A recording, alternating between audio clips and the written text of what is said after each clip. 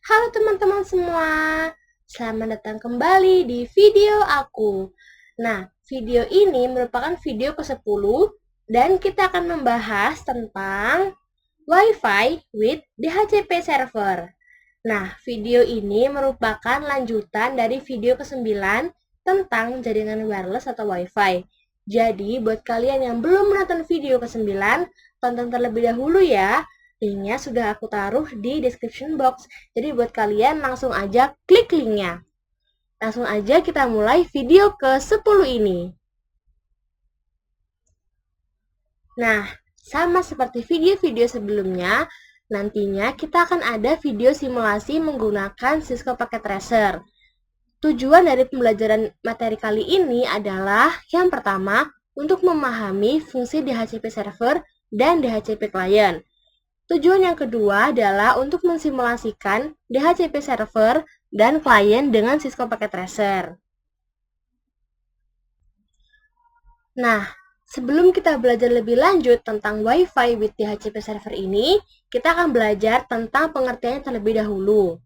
DHCP memiliki kepanjangan Dynamic Configuration Protocol, yang merupakan layanan yang secara otomatis memberikan nomor IP kepada komputer yang memintanya.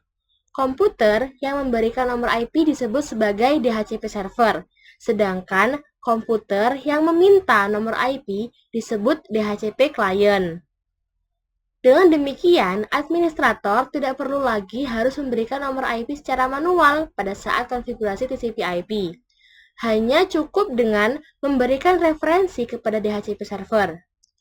Pada saat kedua DHCP client dihidupkan, maka komputer tersebut melakukan request ke DHCP server untuk mendapatkan nomor IP. DHCP ini akan menjawab dengan memberikan nomor IP yang ada di database DHCP. Jadi sudah tahu ya bedanya DHCP server dengan DHCP client. Kita lanjut. Selanjutnya, kita akan belajar tentang cara kerja DHCP server. Di sini sudah ada gambar dan nomornya. DHCP ini menggunakan 4 tahapan proses untuk memberikan konfigurasi nomor IP. Jika klien memiliki NIC lebih dari 1 dan perlu nomor IP lebih dari 1, maka proses DHCP dijalankan untuk setiap adaptor secara sendiri-sendiri. Proses yang pertama adalah DHCP Discover, yaitu proses di mana klien meminta nomor IP ke server. Pada proses ini, broadcast mencari DHCP server. Lalu untuk proses yang kedua adalah DHCP Over. Maksudnya adalah DHCP server bisa 1 atau lebih server jika memang ada 2 atau lebih DHCP server yang mempunyai nomor IP memberikan penawaran ke klien tersebut.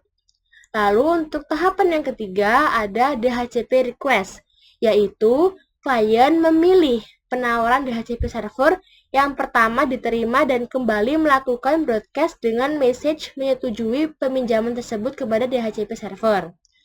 Lalu untuk langkah atau tahapan yang keempat yaitu DHCP Acknowledgement, yaitu DHCP server yang menang memberikan jawaban atas pesan tersebut berupa konfigurasi nomor IP dan informasi lain kepada klien dengan sebuah acknowledgement. Kemudian, klien melakukan inisialisasi dengan mengikat atau binding nomor IP tersebut dan klien dapat bekerja pada jaringan tersebut. Sedangkan DHCP server yang lain akan menarik tawarannya kembali. Seperti itu cara kerja DHCP server. Kita lanjut. Nah, di sini sudah ada gambar ilustrasinya. Yang pertama prosesnya adalah DHCP client akan membroadcast kepada DHCP server. Itu adalah proses discovery.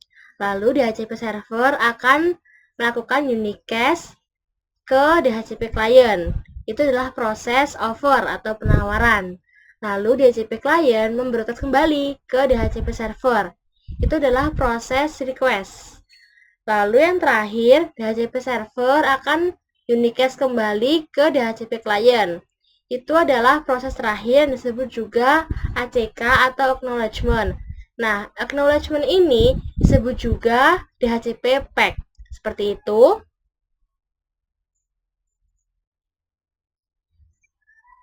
Nah, tentunya DHCP server ini mempunyai kelebihan dan kekurangan. Kelebihannya antara lain, yang pertama, memudahkan dalam transfer data kepada PC klien lain atau PC server. Kelebihan yang kedua, DHCP menyediakan alamat-alamat IP secara dinamik dan konfigurasi lain. DHCP ini didesain untuk melayani network yang besar dan konfigurasi TCP/IP yang kompleks. Yang ketiga, DHCP memungkinkan suatu klien menggunakan alamat IP yang reusable. Artinya, alamat IP tersebut bisa dipakai lagi oleh klien yang lain jika klien tersebut tidak sedang menggunakannya atau sedang off. Kelebihan yang keempat, DHCP memungkinkan suatu klien menggunakan satu alamat IP untuk jangka waktu tertentu dari server. Sedangkan kelebihan yang terakhir adalah DHCP akan memberikan satu alamat IP dan parameter-parameter konfigurasi lainnya kepada klien. Kekurangan dari DHCP server ini yaitu semua pemberian IP bergantung pada server. Maka dari hal itu, jika server mati, maka semua komputer akan disconnect dan saling tidak terhubung kembali. Seperti itu, teman-teman.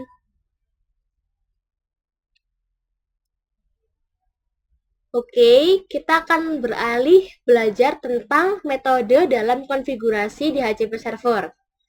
Yang pertama, konfigurasi dengan range secara random otomatis IP. Pemberian IP address kepada klien diberikan secara random dan dapat berubah-ubah, namun masih dalam range IP address yang ditentukan. Yang kedua, konfigurasi dengan fixed alamat IP address.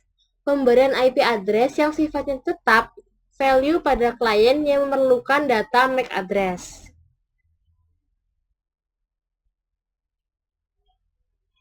Tanpa berlama-lama lagi, kita akan saksikan video simulasinya.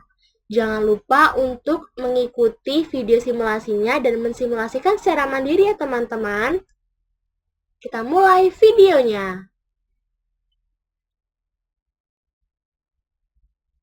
Oke teman-teman, sekarang kita sudah masuk ke video simulasinya. Kita seperti biasa menggunakan Cisco Packet Tracer.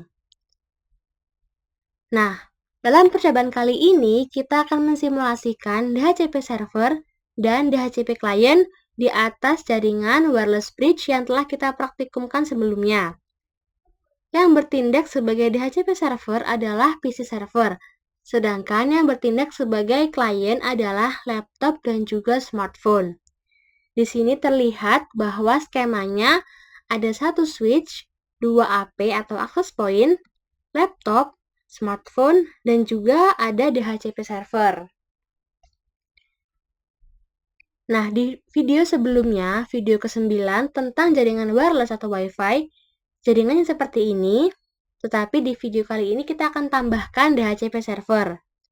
Kita akan tambahkan, kita ambil server, lalu kita ganti namanya DHCP server. Lalu jangan lupa untuk mengkoneksikan antar server dengan switch-nya. Kita lanjut ke langkah yang kedua.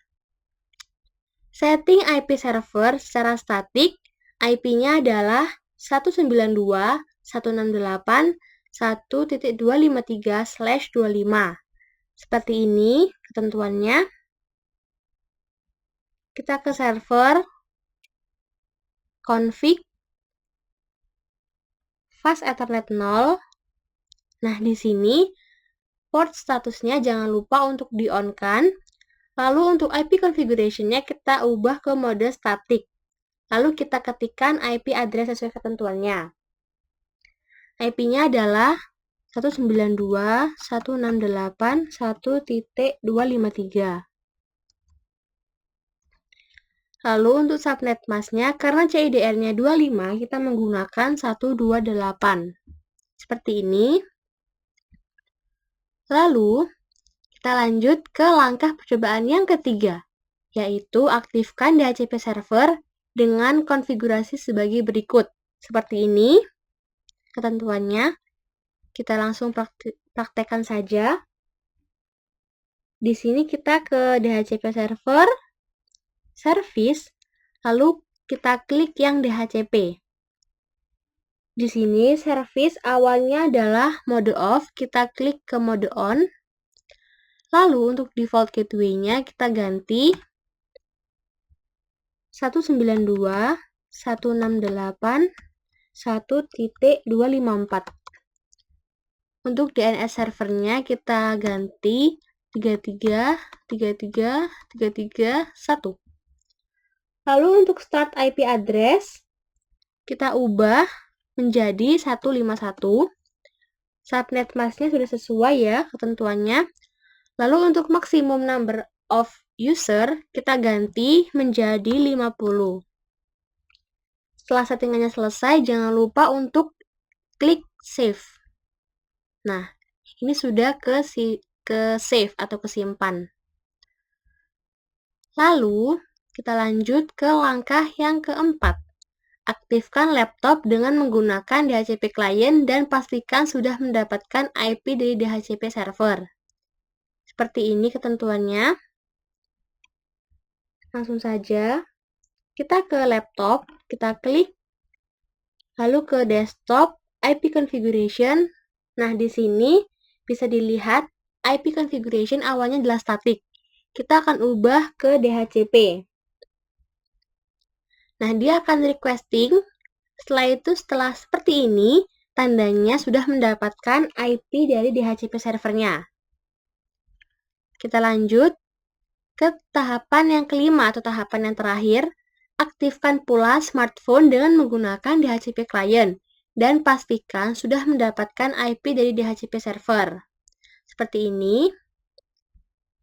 Kita klik yang smartphone,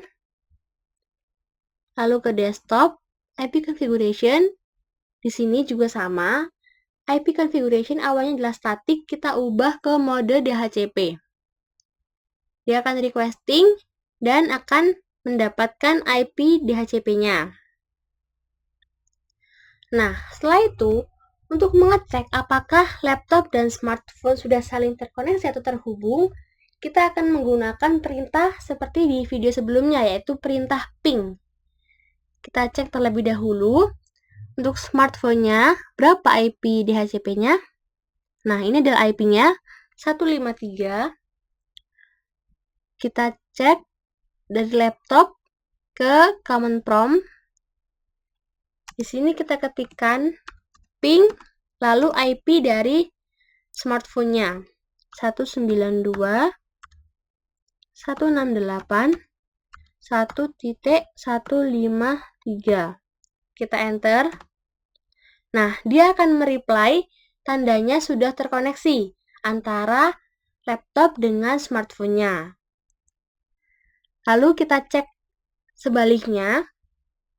Kita lihat terlebih dahulu berapa IP laptop dari DHCP-nya. IP-nya adalah 151.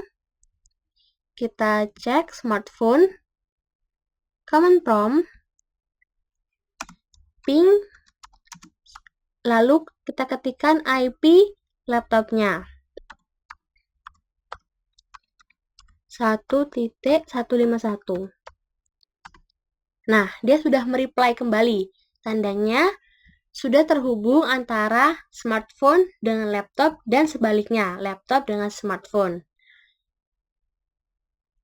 Sekian video simulasi tentang DHCP server.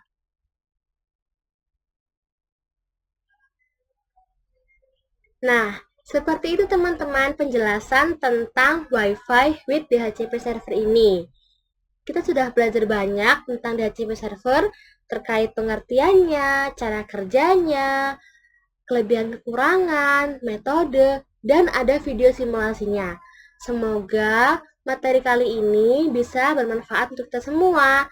Terima kasih telah menonton video ini. Sampai jumpa di video selanjutnya. Tetap semangat!